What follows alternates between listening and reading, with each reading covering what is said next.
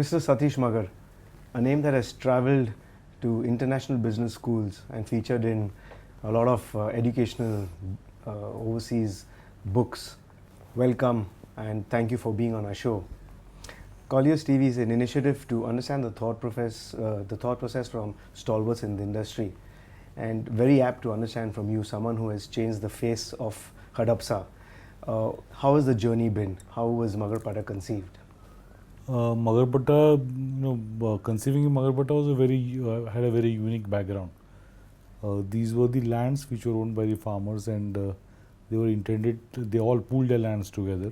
This was probably the first concept on land pooling in India, where all the lands were pooled in together, and all the landowners, also the stakeholders of the company.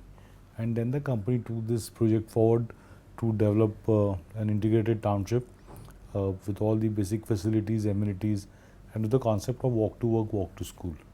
So it was very challenging because there were no rules in existence when we first thought of it, of doing it way back in the 90s. 93, 94 is when we approached the government. But those were the days when the government was very optimistic and they wanted to try new ideas. So the liberalization process had started. So we were a good guinea pig for the government to try their ideas. So accordingly, they did give us the permissions. They did allow us to do it. It took quite some time. It took about 7 years for the government to decide how the rules are to be framed. And in 2000, we actually started work. There were a lot of challenges because no such development had happened in the city. Financial institutions had their own apprehensions. 4 million square foot IT park in Pune. At that point of time, even Colliers laughed at me. Very aggressive. Facing all those challenges was really enjoyable. Finally, what came out is very satisfying. Yeah, and I think you've done a brilliant job, and it's the talk of city and put us on the international map. I mean, you make it sound so easy, especially the land pooling part. Of course, coming back to the marketing and how you got that off the road is a different story. But on the land pooling front, how easy was that to get all the farmers together? I think that is the easiest part to do. Really? It is much easier than going after the government and going after people like you. But those people, if you tell them what is going to happen and you're very transparent, we did, sell a dream. And these people could take that dream by their stride, and it was to do something different. And people are progressive. They did agree to it, and the product is what has happened. So convincing them was easy. Yeah, I mean, the formula was very simple. That the shareholding in the company would be based on the land holding. The consideration for the land was percentage of sale proceeds on accrual, so you get the benefits of upside. So you get the benefits of upside. You are also part of the entire company, so you get the benefit of the profit of the company, and you get a long-term annuity income. See, when I look back today, it was like managing a fund.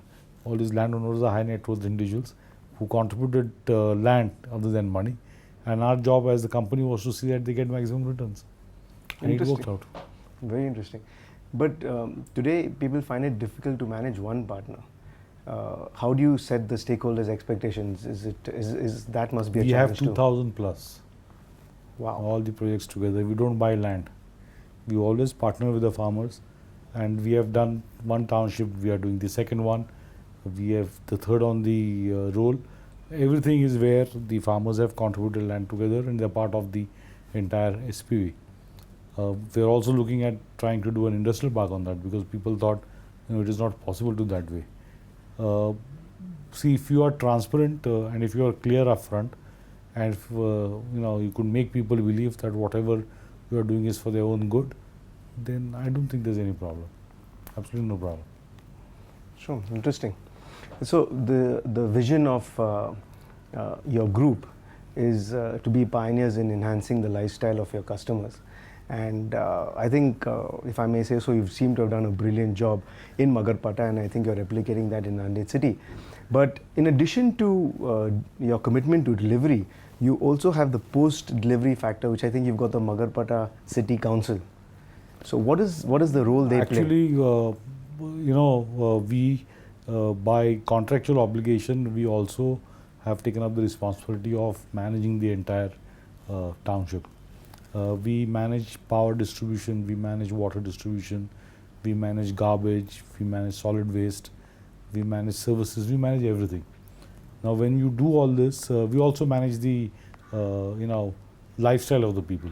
I will not say manage, but we enhance the lifestyle of the people. So, for that, you require participation of people who live there, because no development can be complete or no area can be complete unless the stakeholders participate in that. We may sitting here, I may feel anything or my team may feel anything, but what do people want? So we have a concept called as the Citizens Council. After every 75 members, there is one person who gets elected on the council. It is 33% is reserved for women. We have elections every 3 years. So all the people, you have to be a living member. You cannot be a tenant to be a part of that. And then they are advisors on the upkeep and maintenance. There are various committees. It is exactly how a municipal corporation works. So there is a committee for sports. There is a committee for health. There is a committee for children's guidance. There is a committee for senior citizens. There is a committee for upkeep and maintenance. Our role is like the administration. Probably my role is like the commissioner of the municipal corporation. So we have these regular meetings where the committees meet on a very regular basis. Most of the things go on email, but we meet person to person at least once in 2 months, minimum once in 2 months, where the entire administration also is sitting there, and then all these issues, whichever are pending, get sorted out. But on a regular basis, everything gets sorted out. So there's a sense of belonging which comes in people. So you see sports festivals happening for over 4 months. You have the Ganesh festival, which has an attendance of more than 3,000-4,000 people every day. These are basically festivals for where people can interact together, socially, health-wise, educational-wise, and it is also recognition. We recognize all the students who score more than 75-80% in their schools. They are publicly acknowledged. So just builds up community, because building township is one. I think that's most easiest part to do. But building a community is something which I think is our role, and that is our niche, which separates us from probably most of the people around. Very interesting. I think it's a first of its kind initiative and a professionally run body, which is, I think you're getting the benefits of that. Yes, and we don't have problems with our flat owners. We don't have, touch wood till today, we don't have consumer court cases. We don't have people going against us, because we are available, we are accessible, and we are a part of them. So they have paid money to buy the flats. Isn't it our duty to give them maximum what they want? Yeah, I was just going to come to that, because your customers are the most satisfied lot, and that's what's building your brand, and that's how you're going to grow your Nanded city. They have to be proud of in the place where they stay. I'm a proud Punekar like you. You are a proud Punekar. So absolutely, they should be proud of where they stay. Very true, very true. Straying a little bit from your group on our industry per se, what are your views? Are we getting enough support from the government? I think we should keep our entire development away from the government. The government keeps on interfering in that. That is their job. I mean, they have to keep on doing this. Sure. But if you run it as an autonomous industry, not depending too much on government, because government is never going to incentivize, they are never going to subsidize. I think they should just keep out from everything. Their role should be of governance, preparing the rules, seeing that the rules get implemented properly, and let the industry do it on its own. Unless and until you allow to do this, I think this industry is not going to grow. Yeah, I agree, but I don't know. We need some support from the government. We've been pushing for industry status for eons now, but there's just no signs of it. And we are responsible for growing most of the industries. So many industries are depending on us. Do we want industrial status? I'm asking a very frank question to my own fraternity. Do we want? Are we ready to take all the labor laws on us? I agree. Labor laws is one issue, but the other benefits of the industry status, which is hampering our growth, I think outweighs that. But I think gradually now the time will come. It's coming gradually. It has not yet come, where we can ask for industrial status, because there has to be a continuity. See what happens, every project is a new SPV, a new company, a new arrangement.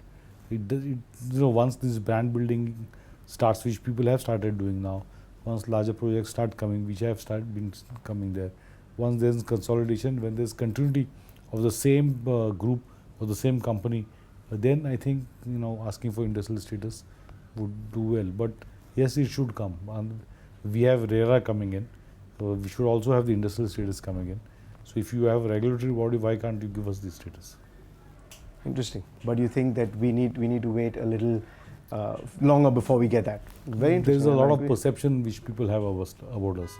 See, we have to keep in mind that we deliver an emotional product, because a house has a 15-17 years lifespan in India. People, all the sentiments go through it, whether it is joy, whether it is birth, whether it is death, whether it is a marriage, everything happens in that same four walls. So people are very connected. It is not a commodity so far. In majority of the areas, I would say 95-96%, because people don't use it as a financial instrument. So when this factor is there, there are a lot of other things which need to be taken care of. There's a lot of handholding which needs to be taken care of. A lot of trust and faith needs to be generated amongst the people. So it has started coming now. Professionalism has started coming now. See, land FSI is becoming a commodity, which is one of the best things to happen. Finance is available. When I started doing work here, not a single bank would, say 20 years ago, not a single bank would want to fund real estate. Upper land ceiling, that was a draconian act which existed in our country. It was something one just cannot imagine of. And when all these cycles are gradually going, once the industry starts stabilizing, once the fly-by-night operators start getting off, which I think RERA will help in doing it, then the industrial status can come. Sure. But you actually feel that we've got enough access to capital, and I'm not talking about post-construction, but at land acquisition stage, do we have enough capital available to us?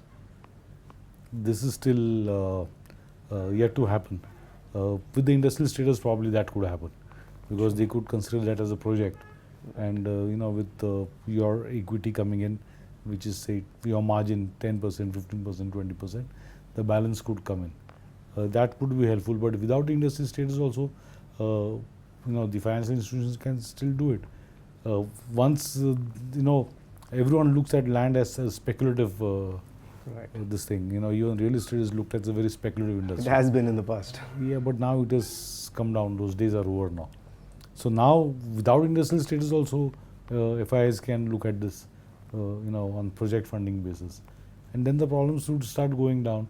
Then you don't have to go to private capital to put in money, so that the interest costs will go down. Everything will be very systematic. I think people all understand it. They all realize it. But the only thing is, there's an implementation disconnect which still happens. Right. Very valuable insights, and before I free you up to get back into your normal schedule, want to understand what are your future plans of replicating this outside Pune? I know you're doing Nanded city like Magarpatta and another one. Are you going to take this on a pan-India basis? No, I don't think real estate is a pan-India business. I'm a firm believer it's a very regional business. All the people who have gone pan-India, barring a few, all have burned their fingers sometime or the other. Pune has a market. Everyone is coming to Pune. Why do you want me to go out of Pune? I'll stay here and cater to this market. On the land pooling system where we work, there's a lot of trust and faith which needs to be generated from amongst the landowners. Here, you are known for it. People have a project to see. To go out and you can advise, but doing it I have not thought of. Because once Pune market gets saturated, probably we'll think, but today I don't think there's a need to do it. Thank you so much. Appreciate you joining us on our show. Thanks.